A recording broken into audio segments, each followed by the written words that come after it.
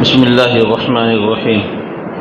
الحمد لله وحده والصلاة والسلام على من لا نبي بعده وعلى آله وأصحابه وأتباعه الذين اتبعوا هديه. أما بعد، قال الإمام النووي رحمه الله: باب تغليظ عقوبة من أمر بمعروف أو نهى عن منكر وخالف قوله فعله. قال الله تعالى: أتأمرون الناس بالبر وتنسون أنفسكم وأنتم تتلون الكتاب أفلا تعقلون. وقال تعالى: يا أيها الذين آمنوا لم تقولون ما لا تفعلون كبر مقتا عند الله أن تقولوا ما لا تفعلون. وقال تعالى إخبارا عن شعيب عليه الصلاة والسلام: وما أريد أن أخالفكم إلى ما أنهاكم عنه. وعن أبي زيد أسامة بن زيد بن حارثة رضي الله عنهما قال: سمعت رسول الله صلى الله عليه وسلم يقول: يؤتى بالرجل يوم القيامة فيلقى في النار فتندلق أقطاب بطنه فيدور بها كما يدور الحمار بالرحى فيستمع إليه أهل النار فيقولون: يا فلان ما لك؟ ألم تكن تأمر بالمعروف وتنهى عن المنكر؟ فيقول: بلى، كنت آمر بالمعروف ولا آتيه وأنهى عن المنكر وآتيه. متفق علیہ۔ محترم دوستو، بزرگو، یہ دنیا ذمہ داری کو پورا کرنے کی جگہ ہے۔ یہاں کسی کو اللہ نے بیکار پیدا نہیں کیا ہے، بلکہ ذمہ داریوں کو پورا کرنے کے لیے اللہ نے بھیجا ہے۔ جن ذمہ داریوں کو ہمیں پورا کرنا ہے ان میں دو اہم ذمہ داری ہیں۔ پہلی یہ کہ اللہ نے جن کاموں کو کرنے کا حکم دیا ہے ان کاموں کو ہم کرنے والے بنیں، جن کاموں کو چھوڑنے کا حکم دیا ہے ان کو چھوڑنے والے بنیں۔ یہ مین اہم ذمہ داری۔ نماز کو پڑھنے کا حکم دیا، پڑھیں گے۔ سود کو چھوڑنے کا حکم دیا، چھوڑیں گے۔ یہ پہلی ذمہ داری اور زندگی کی اہم ذمہ داری۔ دوسری ذمہ داری کہ اللہ نے جن کاموں کو اچھا شمار کیا ہے ان کاموں کا حکم ہم لوگوں میں دیں گے، لوگوں کو ان کی دعوت دیں گے، اور جن کاموں کو چھوڑنے کا حکم دیا ہے ان کاموں سے رکنے کی لوگوں کو دعوت دیں گے۔ یعنی جس کو مختصر انداز میں امر بالمعروف اور نہی عن المنکر کہتے ہیں، کہ نماز کو پڑھنے کا حکم دیا ہے تو جہاں ہم نماز پڑھنے والے بنیں گے، وہ ذمہ داری ادا کریں گے، وہیں پر لوگوں کو دعوت دیں گے کہ وہ بھی نماز پڑھیں۔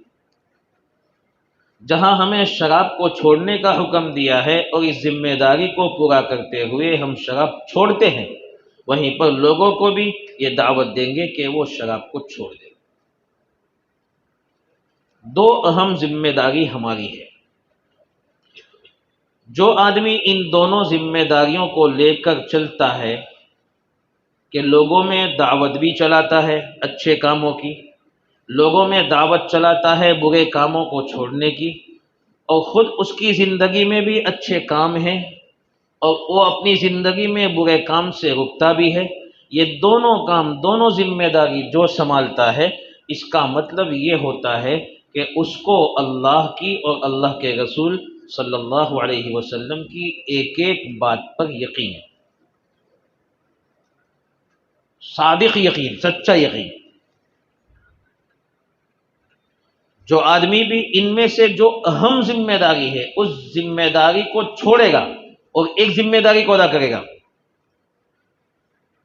تو گویا اس کو خود ان باتوں پر یقین نہیں ہے۔ مثلا ایک آدمی نماز کی دعوت تو دیتا ہے لیکن خود نماز نہیں پڑھتا ہے۔ ایک آدمی شراب کو چھوڑنے کی دعوت تو دیتا ہے لیکن خود وہ شراب پیتا ہے۔ ایک آدمی زنا چھوڑنے کی دعوت تو دیتا ہے لیکن خود زنا میں مبتلا ہے۔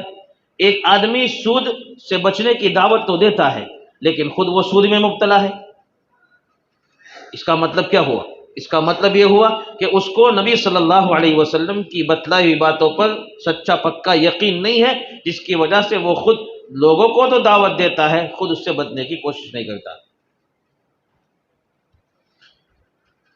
قرآن کریم میں ایک جگہ پر اللہ نے قیامت کا تذکرہ فرمایا، یوم یجمعکم لیوم الجمع ذلک یوم التغابن، قیامت کے دن جس دن لوگوں کو اللہ جمع کریں گے، اور اس دن کے بارے میں اللہ نے فرمایا یوم التغابن، وہ جو دن ہے تغابن کا دن، تغابن کا دن، تغابن کہتے ہیں غبن سے، غبن کا دن، گھاٹے کا دن۔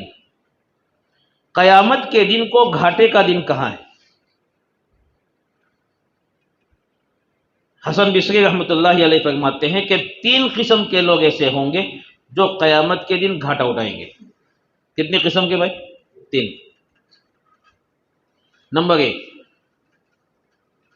جو ایمان والوں میں بھلائی کو پھیلانے کی محنت کرتے ہیں، برائی ختم ہو جاوے اس کی محنت کرتے ہیں، بھلائی کو پھیلانے کی محنت کرتے ہیں لیکن بھلائی ان کی زندگی میں نہیں ہوتی ہے، برائی کو ختم کرنے کی محنت کرتے ہیں لیکن برائی ان کی زندگی سے نہیں نکلتی ہے، ایسے لوگ گھاٹے میں ہوں گے۔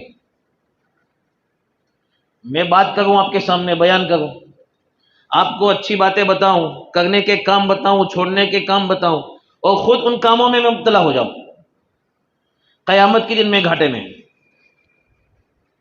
کیوں گھاٹے میں؟ کہ جن لوگوں کو میں نے اچھے کام بتائے ہیں وہ تو ان باتوں کی وجہ سے کرنے والے بنے اور وہ جنت میں گئے، اور میں نے خود ان باتوں پر عمل نہیں کیا جس کی وجہ سے مجھے جہنم کا حکم ملا، تو گھاٹا ہوا۔ محنت میری جانب سے ہوئی لیکن پھر بھی میں گھاٹے میں رہا۔ ایک یہ آدمی گھاٹے میں رہے گا۔ دوسرے نمبر پر وہ آدمی جو مال کماتا ہے، خوب مال دنیا میں کماتا ہے، لیکن اس مال میں اللہ کی نافرمانی کرتا ہے، اس کو صحیح راستوں میں خرچ نہیں کرتا ہے بلکہ غلط راستوں میں خرچ کرتا ہے، وہ مال چھوڑ کے دنیا سے چلا جاتا ہے۔ اب اس کے جو وارث ہوتے ہیں، وہ وارث اس مال میں اللہ کی اطاعت کرتے ہیں اور صحیح جگہوں پہ خرچ کرتے ہیں۔ مال کمایا تھا اس آدمی نے، اب اس کے وارث اس کو استعمال کر رہے ہیں لیکن صحیح جگہوں میں استعمال کر رہے ہیں۔ کل قیامت کے دن اسی مال کی برکت سے وارث تو جنت میں جائے گا لیکن جس نے کمایا تھا وہ گھاٹے میں گئے، وہ گھاٹے میں رہے گا۔ یہ دوسری قسم کا آدمی ہے جو گھاٹے میں ہے۔ تیسری قسم کا آدمی وہ آدمی ہے جو کسی کے یہاں کام کرتا ہو، کام کرنے میں اپنے مالک کی اطاعت کرتا ہے، امانت داری کے ساتھ کام کرتا ہے، لیکن اس کا مالک اس فیکٹری میں یا اس دکان میں اس کا مالک اللہ کی نافرمانی کرتا ہے۔ کل قیامت کے دن دونوں جمع ہوں گے۔ کام کرنے والا مزدور تو اپنی امانت داری کی برکت سے جنت میں جائے گا، وہ اپنی امانت داری کی برکت سے جائے گا، لیکن جو مالک ہے، دکان کا مالک، فیکٹری کا مالک، کھیت کا مالک، جو بھی ہو، جس نے غداری کی ہے، جس نے اللہ کا حکم توڑا ہے، نافرمانی کی ہے، وہ اپنے اسی کھیت کی وجہ سے، دکان کی وجہ سے، کاروبار کی وجہ سے جس کے ذریعے نافرمانی ہوئے، وہ جہنم کا مستحق ہوگا، اس لیے وہ گھاٹے میں۔ تو یہ 3 قسم کے لوگ گھاٹے میں ہوں گے۔ ان میں سے پہلی قسم کا وہ آدمی کہ جس نے ایمان والوں میں دعوت کی محنت کی ہوگی، بھلائی کو پھیلانے کی محنت کی ہوگی، برائی سے بچنے کی محنت کی ہوگی، لیکن خود وہ بچا نہیں ہوگا، وہ گھاٹے میں رہے گا۔ اس لیے یہ 2 ذمہ داری آدمی اگر مکمل اپنی پوری کرتا ہے تو وہ آدمی سب سے اچھا ہے۔ اس ذمہ داریوں کے ادا کرنے کے اعتبار سے 5 قسم کے لوگ ہو جاتے ہیں، 5 قسم کے۔ پہلا وہ آدمی جو دونوں ذمہ داری کو ادا کرتا ہے، خود اچھا کام کرتا ہے، برے کام سے رکتا ہے، جہاں خود اچھا کام کرتا ہے وہیں پر لوگوں میں اچھائی پھیلے اس کی محنت کرتا ہے، لوگوں سے برائی دور ہو جاوے، لوگ برائی سے بچتے رہے اس کی محنت کرتا ہے۔ مختلف قسم کی محنتیں کرنے کے لیے مدرسے میں پڑھانے والے علماء یہی محنت کرتے ہیں، علماء بیان کرتے ہیں، جمعہ کے دن بیان کرتے ہیں یا درس قرآن کرتے ہیں، درس حدیث کرتے ہیں یا اور کوئی پروگرام کرتے ہیں، ان میں یہی محنت کرتے ہیں۔ دعوت والے ساتھی یہی محنت کرتے ہیں، اولیاء کرام اپنی جانب سے الگ طریقے سے محنت کرتے ہیں، مختلف قسم کی محنتوں کے ذریعے سے مسلمانوں میں خیر پھیلے اور مسلمان برائی سے رک جاوے، اس کی محنتیں ہو گئی۔ تو یہ پہلی قسم کا آدمی سب سے اونچا ہے، خود اس کی زندگی میں یہ کام ہو، یعنی وہ خود دین پر عمل کرتا ہو اور لوگوں میں دین آوے، اس کی محنت کرتا ہو، یہ پہلی قسم کا آدمی۔ دوسری قسم کا وہ آدمی ہے جو خود تو دین پہ چلتا ہو لیکن دین پر لوگ چلے اس کی محنت نہ کرتا ہو، یہ دوسری قسم کا آدمی۔ تیسری قسم کا وہ آدمی ہے جو دین کی محنت کرتا ہو لیکن دین اس کی زندگی میں نہ ہو، یہ تیسرے درجے میں ہے۔ اور چوتھی قسم کا وہ آدمی ہے جو دونوں کام نہ کرتا ہو، نہ خود دین پہ چلتا ہو، یعنی برائی اس کی زندگی میں ہے، بھلائیاں اس کی زندگی سے چھوٹ گئی ہے، اور بھلائی لوگوں کی زندگیوں میں آوے اس کی محنت بھی نہیں ہے، برائی لوگوں چھوڑ دے ہوئے اس کی محنت بھی نہیں ہے، دونوں قسم کی ذمہ داری ادا نہ کرے، چوتھی قسم کا۔ پانچویں قسم کا ایک وہ آدمی ہے جو سب سے خطرناک اور خبیث آدمی ہے، وہ آدمی ہے جو بھلائی کو چھوڑتا ہو اور لوگوں میں محنت اس بات کی کرتا ہو کہ وہ بھلائی کو چھوڑ دے، جو برائی کرتا ہو اور لوگوں میں محنت اس بات کی کرتا ہو کہ وہ برائی میں مبتلا ہو جائے۔ ایسے لوگ بھی دنیا میں ہیں، شیطان کے بھائی ہیں، جو خود اچھے کام پہ چلنا نہیں چاہتے ہیں اور لوگوں کو بھی چلنے نہیں دیتے ہیں، رکاوٹیں بنتے ہیں، جو خود برائیوں میں مبتلا ہیں اور برائیوں کی دلالی کرتے ہیں، ایسے لوگ ہیں، لوگوں کو بلاتے ہیں برائیوں کی طرف، یہ سب سے خبیث اور خطرناک آدمی ہے، ان کا اللہ کے یہاں کوئی مقام نہیں ہے۔ تو جو آدمی پہلی قسم کا بنتا ہے کہ جو دونوں ذمہ داری کو ادا کرے تو وہ آدمی سب سے اچھا ہے۔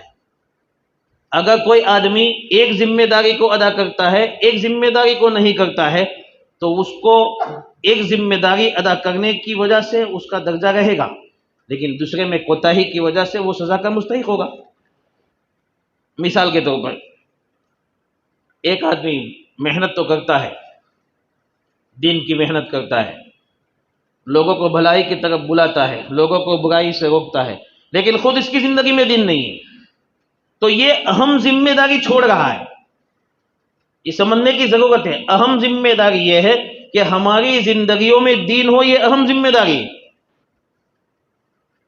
دین کی محنت کا درجہ دوسرے نمبر پر ہے، دین کی محنت اس لیے کی جاتی ہے کہ دین زندگی میں آئے۔ دونوں ذمہ داریوں میں سے اہم ذمہ داری یہ ہے کہ انسان کی زندگی میں دین آ جاوے، وہ اچھے کاموں پر چلنے والا بن جاوے اور برے کاموں سے رکنے والا بن جاوے، یہ اصل ذمہ داری ہے۔ اور دین کی محنت کہ لوگوں میں دین آ جاوے، اس کی جو محنت ہے یہ دوسرے نمبر پر ہے۔ اس لیے اگر کوئی آدمی صرف ایک ذمہ داری یعنی دین اس کی زندگی میں ہے، اس پر چلتا ہے اور اس کی زندگی میں دین باقی ہے، تو وہ آدمی بھی کامیاب ہے، وہ غلط نہیں ہے۔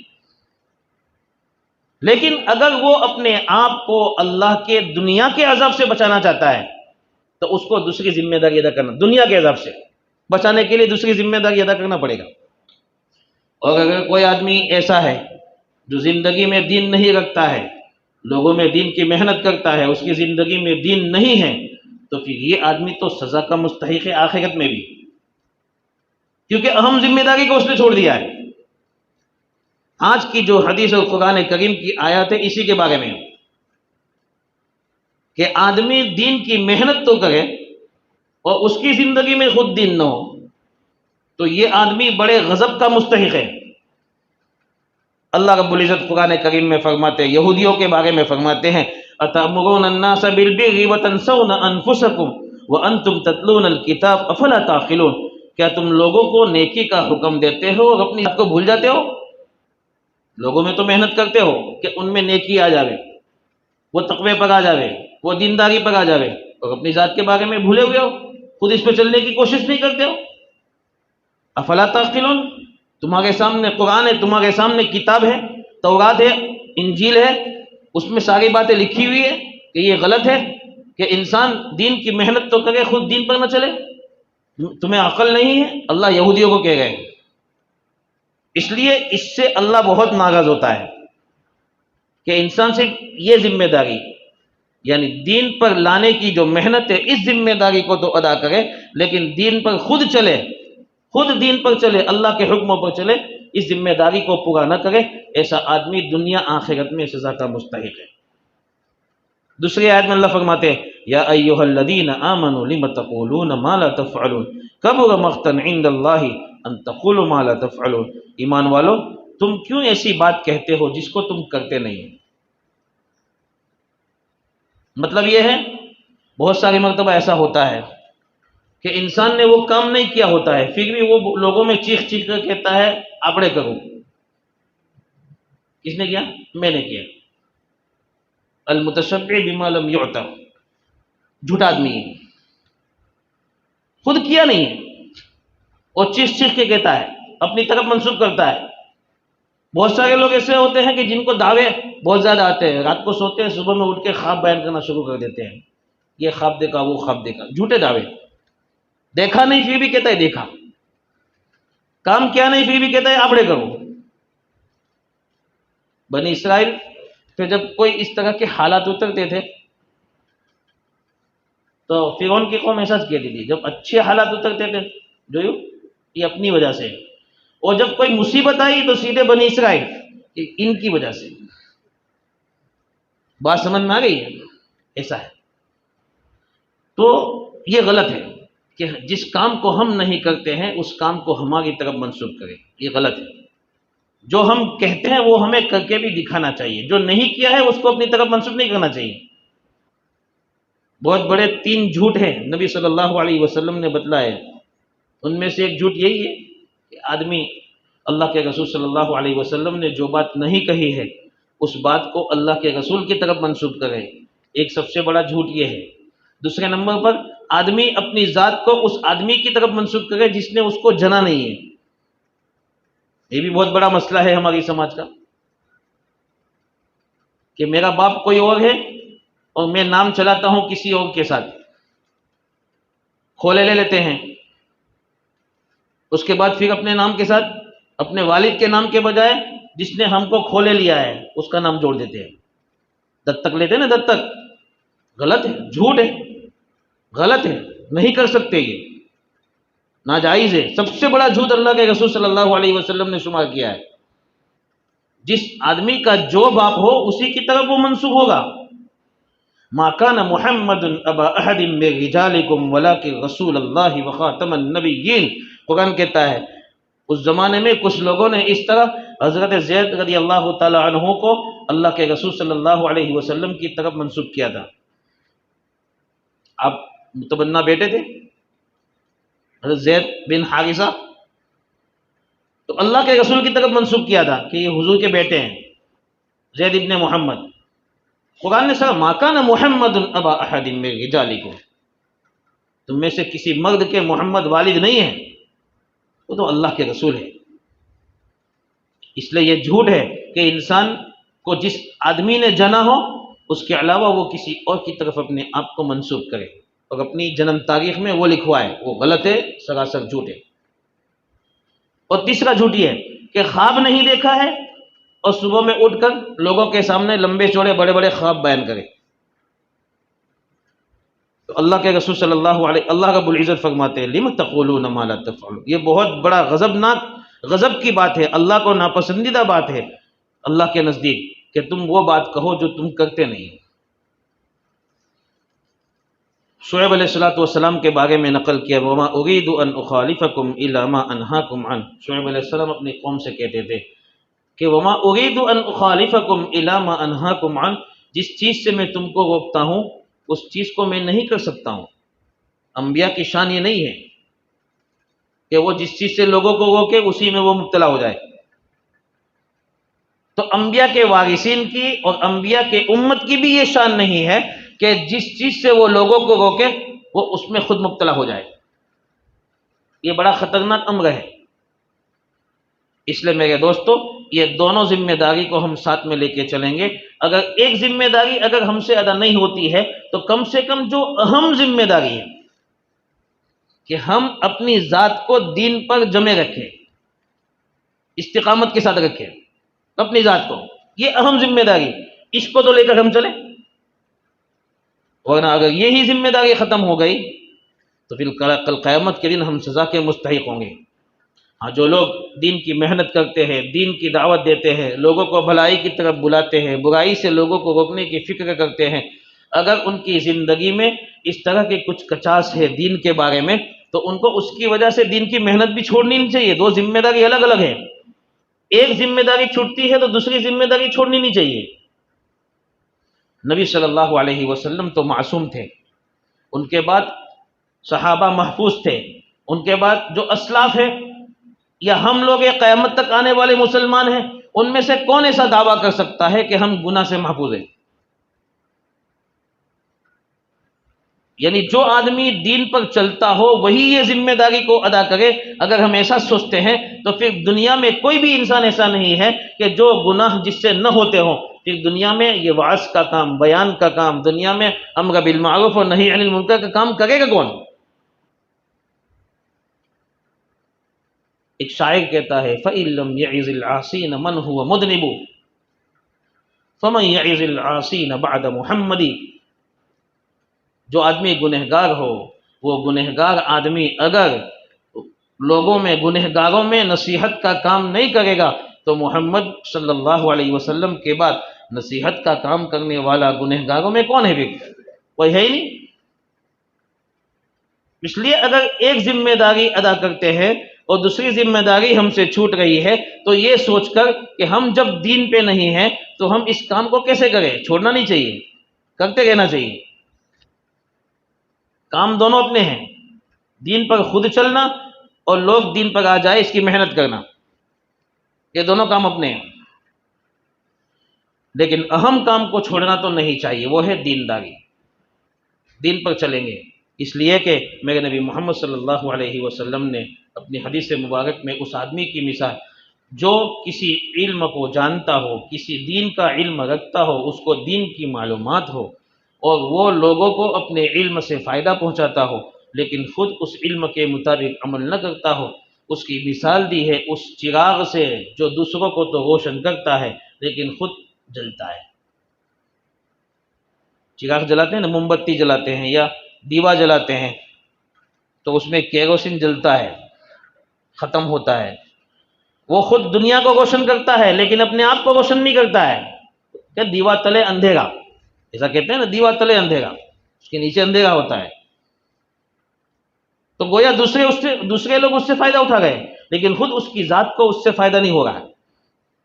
اس لیے جہاں ہم یہ ذمہ داری ادا کریں وہیں پر اس ذمہ داری کو پورا کرنے والے بنے۔ حدیث مبارک میں حضرت ابو زید اسامہ بن زید بن حارثہ رضی اللہ تعالیٰ عنہ فرماتے ہیں میں نے اللہ کے رسول صلی اللہ علیہ وسلم کو فرماتے ہوئے سنا ہے کہ کل قیامت کے دن ایک آدمی کو لایا جائے گا، ایسے آدمی کے بارے میں جو اہم ذمہ داری کو ادا نہ کرے، یعنی دین پر خود نہ چلے لیکن دین کی محنت کرے، دین پر خود نہ چلے۔ اس کے بارے میں حدیثوں میں بہت وعید آئی ہے۔ معراج کا جب واقعہ نبی صلی اللہ علیہ وسلم نے سنایا، اس واقعے میں فرمایا کہ میرا گزر ایسے لوگوں کے پاس سے ہوا جن کی زبانوں کو اور جن کی ہونٹوں کو جہنم کی آگ کی قینچی سے کاٹا جا رہا تھا۔ اللہ حفاظت فرمائے۔ پوچھا گیا یہ کون ہے؟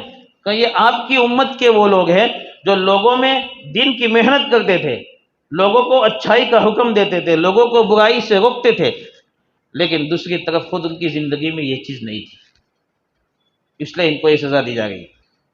یہ حدیث میں بھی کیا فرماتے ہیں؟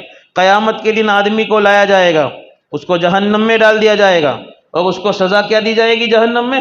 کہ اس کی پیٹ کی ساری انتڑیاں باہر نکلی ہوگی اور وہ انتڑیوں کے ارد گرد اس طرح گھومے گا جس طرح گدھا۔ پہلے چکی کے دو پارٹ ہوتے تھے، چکی پتھر کی ہوتی تھی، ہمارے گھروں میں تو چھوٹی چکیاں ہوتی تھی لیکن بڑی بڑی چکیاں ہوتی تھی پتھر کی، ان کو چلانے کے لیے اس کے بیچ کے کھوٹ کے ساتھ گدھے کے باندھا جاتا تھا، وہ گدھا گھومتا تھا، وہ چکی گھماتا تھا اور وہ آٹا پیستی، گیہوں کو پیستی تھی، جو کو پیستی تھی، اس طرح کی شکل تھی۔ تو جیسے گدھا چکی کے ارد گرد گھومتا ہے ایسے وہ آدمی جہنم میں اپنی انتڑیاں اس کی نکلی ہوگی اور انتڑیوں کے ارد گرد گھومے گا، گھومتا رہے گا۔ گدھے کے گھومنے سے گدھے کو کوئی فائدہ نہیں، دوسرے لوگ اس سے فائدہ اٹھائیں گے، ایسے اس آدمی نے بیان کیے، واعظ کیا، نصیحت کی، دین کی محنت کی، لیکن اس کی زندگی میں کوئی فائدہ نہیں ہوا، اس لیے اس کو یہ سزا دی جائے گی۔ تو لوگ آئیں گے اس کے پاس، فَيَجْتَمِعُ إِلَيْهِ أَهْلُ النَّارِ، جو دوسرے اس کے ساتھی، اس کے محل لے کے، یا دوسرے جو اس کو پہچاننے والے ہیں، وہ لوگ اس کے پاس آئیں گے، کہیں گے یا فلاں مَا لَكَ أَلَمْ تَكُنْ تَأْمُرُ بِالْمَعْرُوفِ وَتَنْهَىٰ عَنِ الْمُنكَرِ، اگر حضرت آپ یہاں پر، آپ تو ہمیں اچھی باتوں کا حکم دیتے تھے، آپ تو ہمیں بری باتوں سے روکتے تھے، اور آپ یہاں پر جہنم میں۔ تو وہ کہے گا بلا كنت آمر بالمعروف ولا آتیہ وانہا عن المنکر وآتیہ، ہاں میں تم کو اچھی باتوں کا حکم دیتا تھا، لیکن خود اس کو اپنی زندگی میں نہیں لایا تھا، میں تم کو برائی سے روکتا تھا، لیکن خود وہ برائی میری زندگی میں تھی، میں نے اس کو ہٹائی نہیں تھی۔